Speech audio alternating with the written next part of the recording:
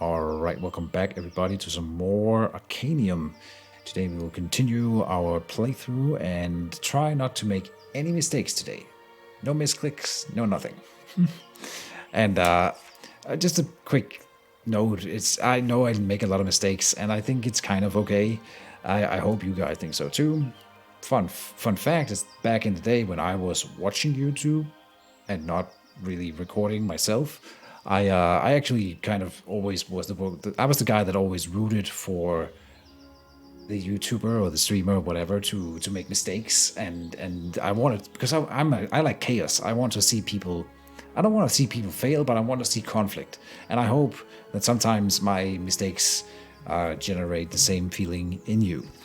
So next point on the docket, though, is that I already started this episode, and apparently I didn't record, or maybe I stopped it. I don't know, but nothing important happened. It's not true, but nothing that I can't walk you through. So first of all, I went to this town and I bought a Savagery card over here. And this has multi-strike 3, deal 3 damage 3 times, so a total of 9 with lifesteal. And I bought this for Mr. Ragnarok. Goes up to 12/12. This is a really, really solid card. It's also legendary. I had a lot of thought about this Survivalist card. Let me see if I can explain it again here. Enchant 3, gain 6 regeneration whenever you start a turn below 8 health. And so the big question on my mind is, because regeneration also triggers at the start of turn.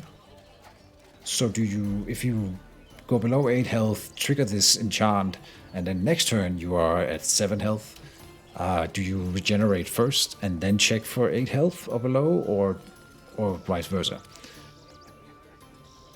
It can go down to 0 cost, which is fantastic. It's a cool card. I generally don't like cards that focus on me being on low health, because I don't want to be on low health in the first place, but I guess... No. Maybe, so we are going... This is a shopping episode, by the way. We also bought a cloth shoulders. I'm hoping that this will combo with the Milady staff in here. This is unknown currently, but the sparring staff restores 1 health whenever you damage an enemy, and then the cloth soldier says whenever the healing and shielding you apply is increased by 1. So the question is, does the sparring staff count as Milady applying healing to herself? Because then this counts as having an extra sparring staff effectively, but also buffing all other healing and shielding that she might do, so even better. And she does indeed have a little bit of defense currently, and that's fine. So it'll help her. It'll basically make her immortal, I think, almost, if that works. Nothing else here was bought. We've seen most of these before. Not this one over here, and this one is a really... Maybe I'll try again here. All enchants you apply and receive last 1 extra turn. Okay, this time I walked through it without any issue. I feel like there's a comma missing here. All enchants you apply and receive last 1 extra turn. Maybe not. This is a really good card too, especially if we bought the Survivalist, but money is low. That's the first thing we did this episode, and then we walked down here, and I was about to check this shop, so we haven't really done this one before. Or I haven't anyway. There's one note here that I did catch on, and which is this card here is definitely a Terra card. And I always thought that these cards that can be used by anyone, they are exotic, that they were pulled from like an exotic cards pool, and maybe they still are. I feel like this is a Terra card. Maybe I'm wrong, but the point is that I think right now I'm thinking that exotic cards just pull from any character pool, and that's really cool. It means you can like overlap some characters' builds by going to shops. Also, we should go to more shops, because like you just saw here, I just walked all the way down here. We have a shop here and we have a shop here, and it's not costing me any corruption. So we're just like checking around to see if there's anything cool to buy. We should do that more, because it doesn't cost anything. Then we see the Enveloping Winds again, a Titanic Shield, which has bolter and gain 12 shield. Now he's starting to get tanky if we were to get this. But then look at this one over here. Ram, 8 cost. It has bolster though. So every time he gets hit, it gets cheaper. Deal 40 piercing damage in a line. Makes it way cheaper if we upgrade it. Interesting. 40 piercing damage in a line. What the friction, so. Alright. We can't afford it. And I don't know if I would want it. I feel like you need to combo with some other stuff in Shinzo. Like, because the problem is this is going to be sitting in his hand for possibly the entire fight. And then for an entire fight, he needs to, if he gets hit by stuff like multi-strike, then there's a chance that he might actually be able to use it. But otherwise, not really. Bolster says whenever this hero takes a hit, not damage from poison and similar. Yeah, didn't think so. Okay. Moving on to Training Bow says your ranged abilities deal more damage. We don't have ranged abilities really. Rusty Cleaver, apply 1 bleed whenever you hit an enemy. Would be great on Milady, but she can't have any more artifacts. Feathered Hat then, your ranged abilities apply 1 extra CP. And Death Wish. Vulnerable effects affect your damage twice. Huh. And we have quite a bit of vulnerable stuff ongoing. Again, we can't afford it. We're not really interested in buying potions and the like, because we only have 2. I didn't show you guys the other one that we found last episode. I'll do it in a second. This one I have never seen before. 4 burn. That's it? Okay. 4, 2, 1. So 4, then 6, then 7 damage. If you're doing no other burn. Not really good. Over 3 rounds. Potion of Sweetness. Break all stun and root from the target. Nice. Score of power. Gain 3 power. Heroes only. Charges 1. This is a card that we would want when we have that Mage Aurora in our group. That would be so freaking good. Just because this means it lasts for 3 turns. So just give it to her at the start of the fight, and now she has power, or whenever she needs it the first time. And then if she can gain power herself, she can stack power on and make it last even longer. This would be a really good card for her. Potion of Momentum then grants 2 AP on sale. Ooh, tempted. All right. The item, not a potion, an item that we found the previous episode was the Steel Cage. Can I not click it? It says destroy an enemy minion and summon a copy in the same lane on your side of the board. So you basically steal an enemy minion from them, and that's really cool. Surprisingly, not super good in this specific build that we are running, because we are running so many creatures already, or minions. And so I did, we bought this Savagery for him, Mr. Ragnarok. So I took out a Victarion spawn with 2 Victarion spawns and then the 2 new chickens in the deck. We have 4 minions in his deck and his ultimate, plus the ultimate of Shinzo. I think that's enough minions, I hope. So, and then we add in the Savagery. Something else could be pulled, like the Debilitate or maybe a Tail Lash. It's up for debate. Over on Milady's side, nothing. She was given an artifact, right? The cloth shoulders. Good. We're not done that yet, though. There's another shop, and it doesn't cost us anything to go here, so we definitely should. Riposte, we know this one. Chomp, we know this one. Deal multi-strike 2 and deal 3 damage. It's a good card. Debilitate, we already have. And another enchant. Okay, and we can go to all these stores that we were just in and buy out if we have enough gold. So maybe we could get all these enchant cards and start comboing with the other enchant artifact. Marsh Aura on Ragnarok says enchant 3, restore 4 health whenever any minion dies in your lane. Kind of like the ability that we've seen on some enemies.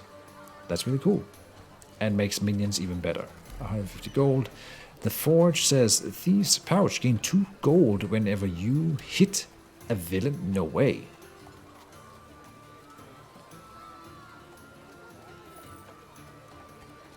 That could make that could earn its own money back. We are pretty early on in this playthrough. I think I'm gonna get this and give it to the milady. Vanguard Helm. Gain 2 shield whenever an ally casts on you. Or Druid Staff. Gain 1 cleanse whenever you hit an enemy. Gain 1 cleanse. Cleanse is remove X stacks of all minor debuffs. It's also a really good card. Jade Oracle. Whenever you receive cleanse, apply the same amount to your adjacent allies. They're really good at designing cards that I just want and can't have. Lethal Flask applies bleed. This is 7 damage. Scroll of Resilience, gain 3 resilience, which means you take 3 less damage from all sources. And then next turn you take 2 less damage from all sources, and then you take 1 less damage from all sources. That's just really good. As well, Pulse Grenade dispel all buffs from the enemy target, and Potion of Momentum. We will want to buy more stuff. The only thing is that milady can't currently hold that artifact, but maybe if we took away the Nomad's boots and gave it to the other guy who's teleporting around. Shinzo does a little bit too, but he doesn't do as much damage, so it does make sense on him to get the power. It does make a lot more sense on milady. But this is me being greedy. I need to hit people 50 times throughout this playthrough to get that gold back, and then we can maybe buy more stuff. The greed. Did we buy anything else? No. Alright. Next up is this here. We actually explored 2 new tiles, and we need to talk about how to get to Noxia in here.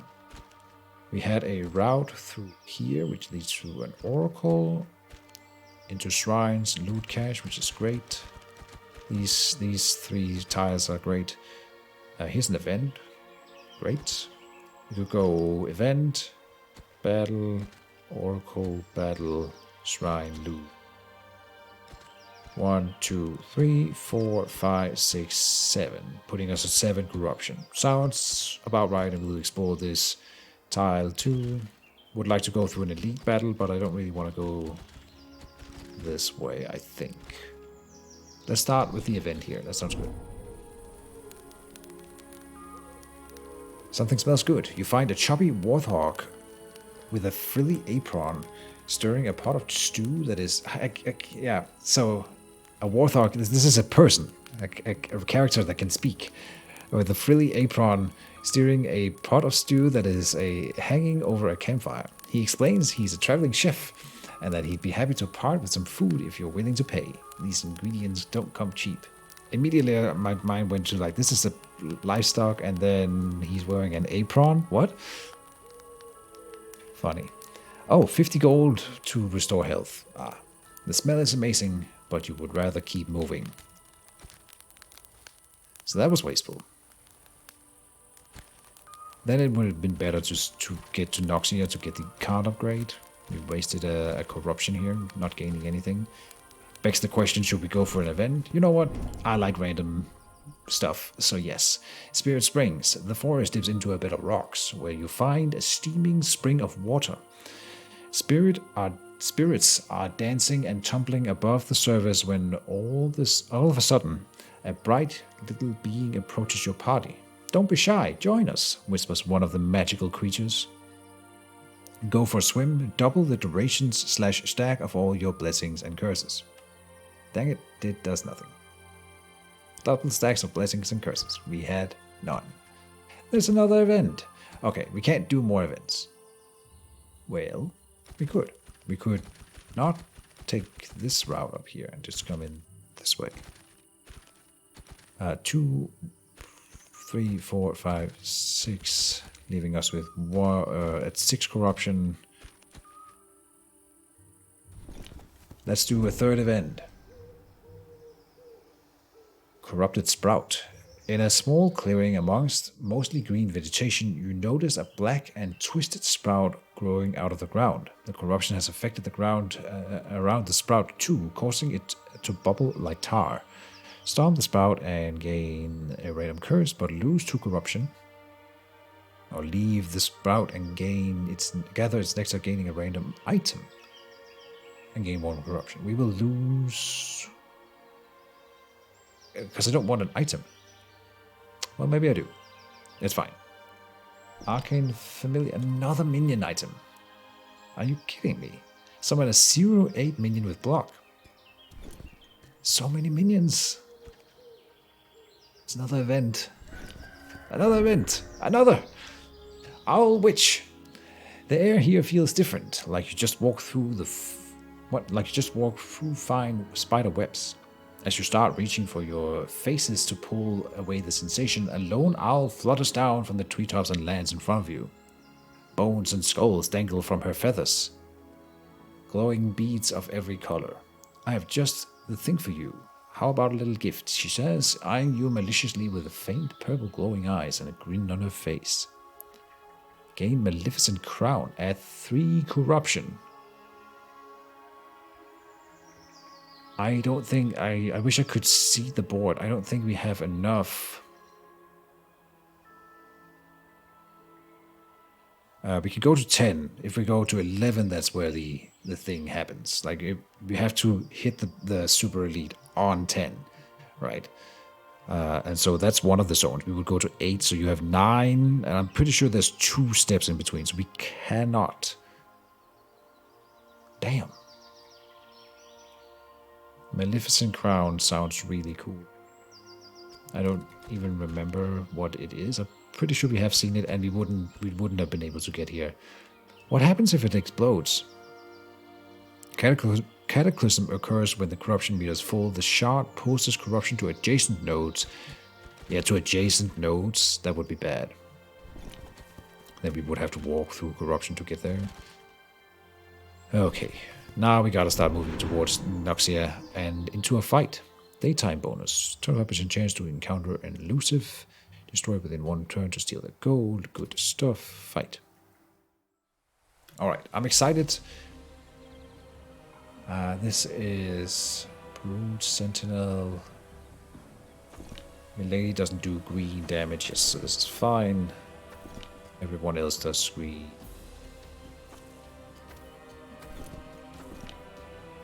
We still need to get some better stuff for Shinzo. He's just been drawing the short end of the stick in every single choice I make. I guess I'm not favoring him a whole lot. That Ram, we saw some really cool cards in town for him. Maybe we can get some of those later. Start the battle.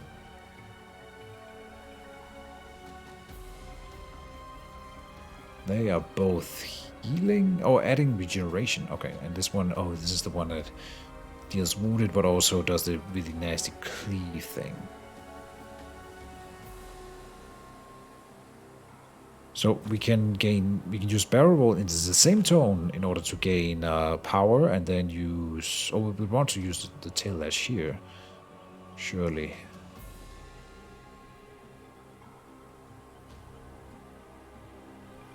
Huh. You see, I don't really. Tail Lash would give me defense, and I don't really need defense this turn, and Savagery would give me healing. I don't really need healing, so it's kind of weird. This is defense we don't need. Sweeping Strike.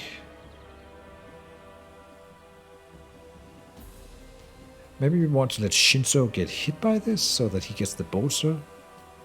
Oh no, this is not the one with bolster on it, never mind. Oh, and we can apply vulnerable to someone. I see.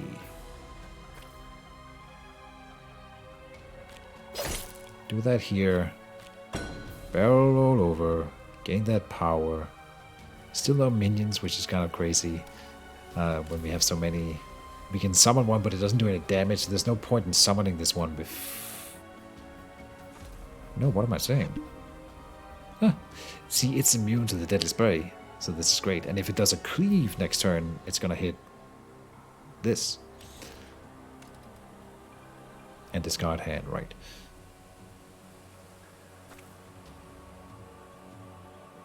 Is it a tail lash?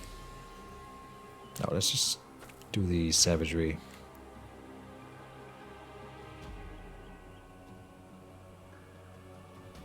got 2 vicious strikes here, so we could attack command 5. Oh yeah, because he's got the power. He's got the power. Yeah, do it. Okay, and that's so lame. Sorry. Vicious strike goes to what? 12 damage, and then the upgraded vicious strike goes to 18. Huh. And no damage to the other ones. Focusing down 1 in a battle, in a normal battle, is not good. So this is actually kind of taunt. Force all targets to redirect their attacks to the caster. Bypass melee or range restrictions momentarily. It does say attack, but there's a little sword here, which implies that this is counted as an attack. Ah, it didn't work. I thought I could steal the regeneration. Alright, I had to try. Okay. With that, though, I think we are done with the turn. Dang it. Oh, he does apply 1 bleed here. Okay. Bleed does Arcana damage. Huh. I never knew. So the Twisted Druids are doing their splash thingy on this corner. We have the Tail Lash, so we can tank one of the hits. We have some Sacred Bulwarks over here. And Shinzo is significantly more hurt than anyone else, so I think we are gonna let him sit this one out, but he can sit here on the sideline and buff Milady. And she should get even more shield out of this. This one's not attacking.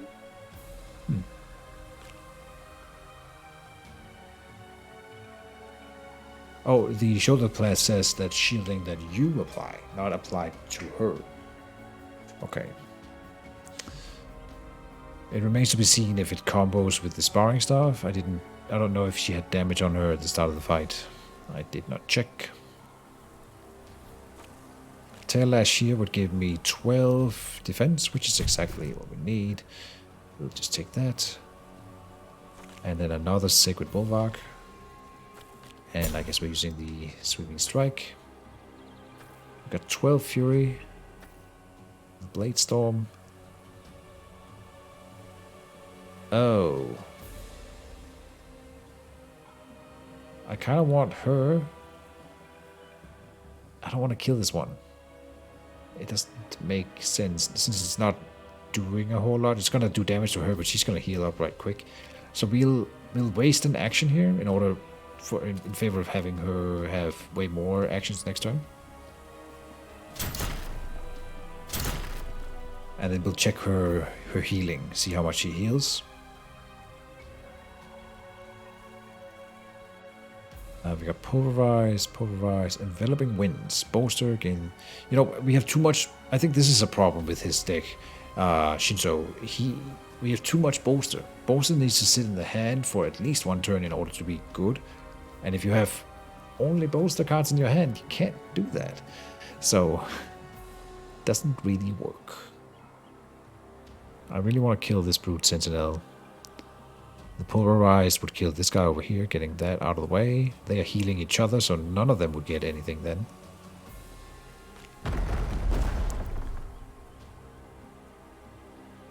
Victarion Spawn. I'm gonna put out this one, just because I want to see it in action. Victarion Spawn could be played in here. We are gonna move you over. We are gonna Blade Fury. Oh, okay, she's a 25. Why? Oh, this one has Backlash 3.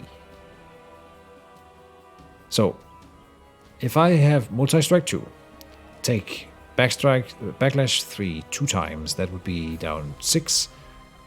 And then she's supposed to heal either 1 or 2 per hit. So 4. Meaning -2 or -4.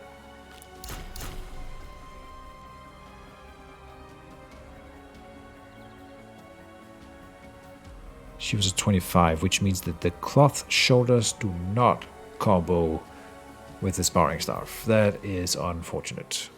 Kinda had a feeling that that would be the case. And I still went for it, hoping that my gut was wrong. Yeah. Okay.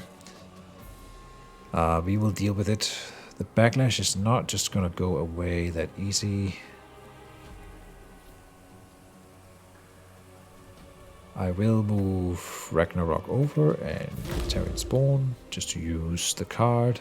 And also, oh, no, what? I never knew. You can see what respawns your next turn. It says respawning next turn, elusive.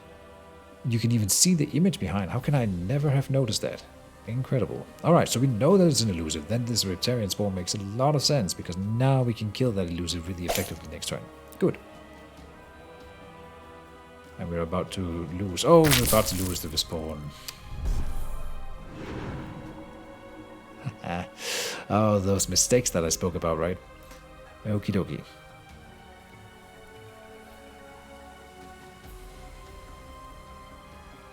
Okay, we can definitely get a will burned off on the elusive.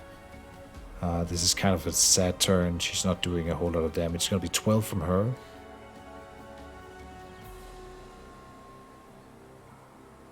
Debilitate.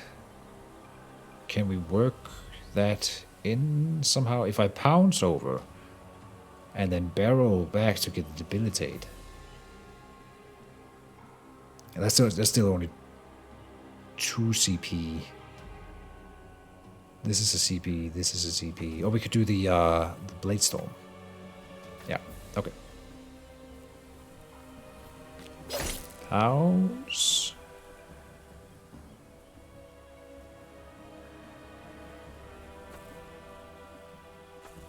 Why am I doing this? To get vulnerable on it. But then who's gonna attack it after it gains vulnerable? Oh, that would be the whirlwind.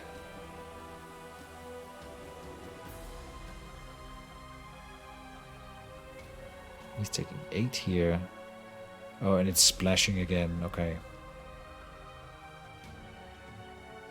So the whirlwind would be affected by the vulnerable, and that's pretty good. Yeah. This is also a cleave.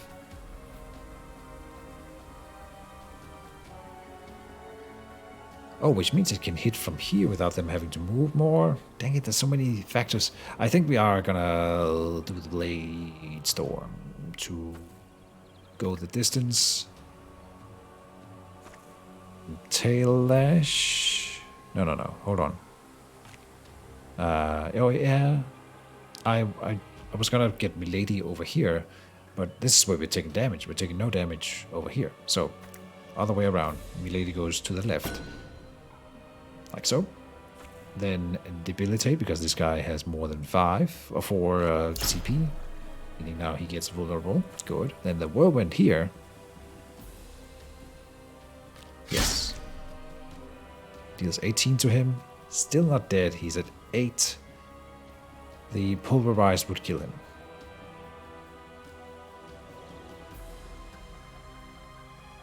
Be a ton of gold.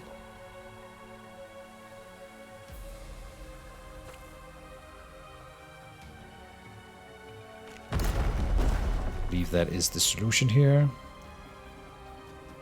And we are being hit pretty hard. Can't really do anything about it though. We can do Victarion Swarm. And it would promote on top of this guy, I think. So I think it's fine. Yeah, I like that.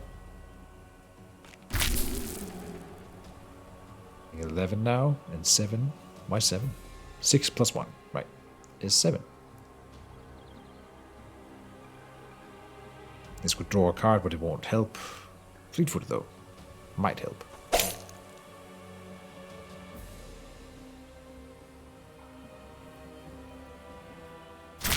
Blue Sentinel be spawning here. Yeah, it's not just the elusive that you can see ahead of time.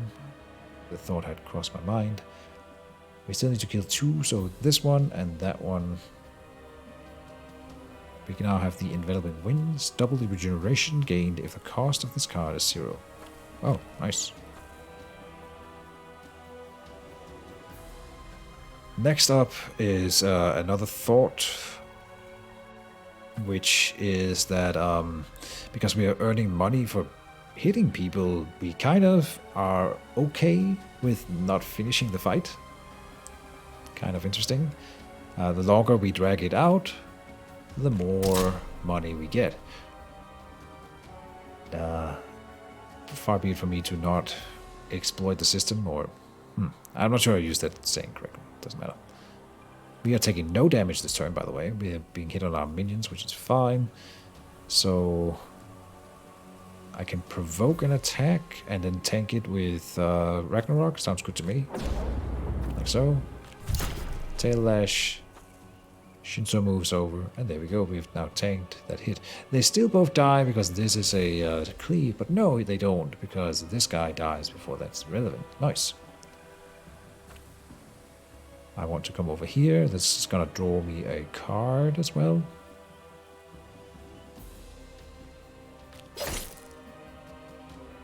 Flashy Strike. This, look at our money going up every time. Only, well, two up, yeah. And we're waiting with this wounded, hoping to draw one more for the Potion of Purging next turn. Or do it now. Just do it now. To draw more cards. And then we'll just play the other wounded that she draws when she does. Get a Shotkeeper out here. Good. Now the fight will end when this guy dies. And I'm not gonna not kill it. There's no reason. Oh, look at poor milady being targeted here. There's no reason to not just bounce around a bit. We're also regenerating over here. So if we could like tank all the damage this turn, then that would be better, I think, than to kill it. But we look at that 10, 16, 16. No. We are just going to murder. This is 8, but lowered because it's green damage, right? Then, good old pounds into... Can we get vulnerable on it somehow? No. So, Blade Storm does a lot of small attacks. Oh, that killed it? No, not yet. And this doesn't kill it either. Nope. Good. Oh, yeah, I was about to say, oh no, she can't kill it, and then we are going to take all the damage, but it's taking 6 from the Victarion spawn. Yep. And we won't get another turn, so we won't get the regeneration, and nothing else matters. All in all, a pretty solid fight. We learned that the cloth shoulders do not work, so we will just have to... For now, we will give them to Shinzo, which is fine. Coup de grace, breaker, deal 2 piercing damage per CP. Gain 1 AP if lethal. Oh. And this is not an expend like the other breaker that we have. We have one breaker in the deck, but that's the only breaker we have in the entire build.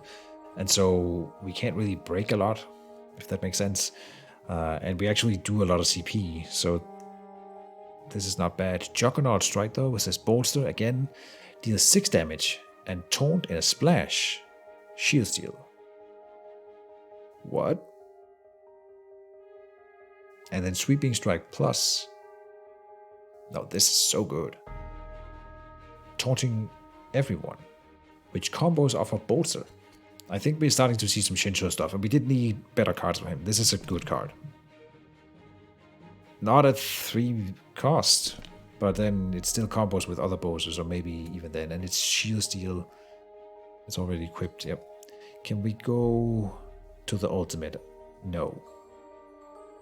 Well, now Shield Bash gets better. I want to upgrade Shield Bash, though, before we take it. I don't think we will be getting enough shield. But that would combo with the cloth shoulders. Nomad's boots go back on Milady. She still has the Thief's Pouch, indeed. Yes. Okay. I can take another step here.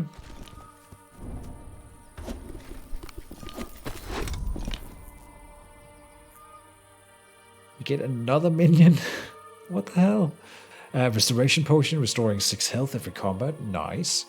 We get the enveloping winds again with bolster. And he gains...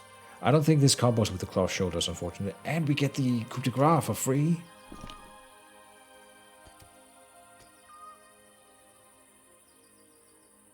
That is pretty exciting stuff. What do we... I think we take out the Fleshy Strike. It doesn't do a lot of CP, and it gains shield, but we want her to heal when she strikes stuff, instead of relying on the Fleshy Strike for defense. Really need to get some upgrades to cards or something. Ragnarok has a thing. Victarion Gargant. 410 block. This is not a like an out of school thing. This is an actual card from Ragnarok's pool. Another minion. First time I see that he has more. I had a feeling that he probably would have. It costs the same as a spawn.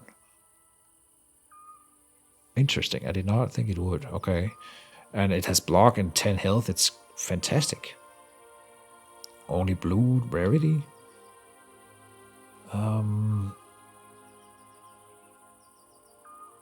This is such a tough choice. We could take something else out and add in another Victarion spawn. Or we could take out a shard keeper of Akhan recruit for a Victarion spawn. The attack command is also getting better. Now we have less of the promote stuff. So we don't get to build those insanely high. In fact, do we even want one attack command at that point? I'm not so sure. Like, what could you get instead? Another Victarion spawn. Just keep promoting. Or another tail lash. Nah, we'll take it. Just one. And... okay, one thing. In order to get to the ultimate. But we don't want the enveloping winds here. Or do we? I think this is going to slow us down more than it's going to help. Is there something else that I could take out? Not a huge fan of the sweeping strike, I'll be honest.